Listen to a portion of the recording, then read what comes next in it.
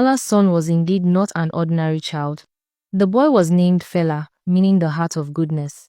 From the day he was born, the people called him the child who waited. He grew fast, strong, and different. As a toddler, he rarely cried.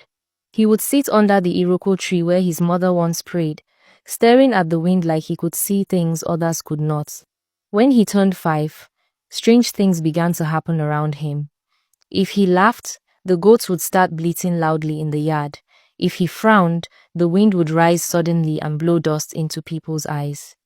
Some said he carried the strength of the gods. Others whispered that he was still half spirit. But Nala only smiled when people spoke. She raised him with love and patience. She taught him to greet elders, to share food, and to never raise his hand in anger. She told him stories of his birth and how she had carried him for 2 years. "You are not like others," she would say, "so walk gently in this world." Fela grew into a tall, quiet young man. His father taught him to farm, and soon their land began to yield more than ever before. The yams grew larger, the maize greener, and the rains always seemed to fall kindly on their fields. People came from other villages to ask him to touch their seeds before planting. They said anything Fela blessed would grow, but not everyone was pleased. Some elders began to fear his power.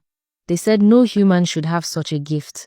One day, when the harvest was richer than ever, a rumor spread that Fela had made a secret pact with spirits. The chief summoned him to the shrine, just as his mother had once been called.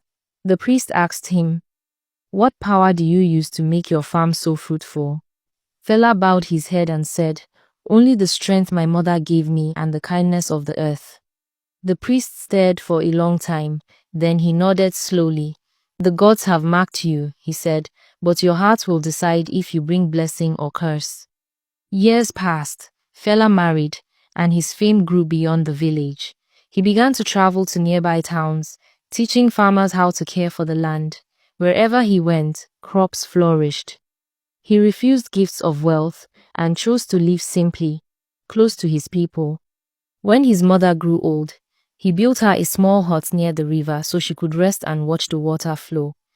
Every evening, he came to sit beside her, just as she once sat praying under the iroko tree. The villagers no longer feared him. They began to call him Fela the Blessed. They said he was the proof that patience could bear fruit, that even what seems delayed by the gods has its time.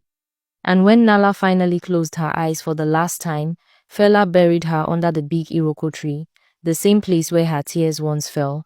He planted yams beside her grave, and each season they grew taller and stronger than any others in the village.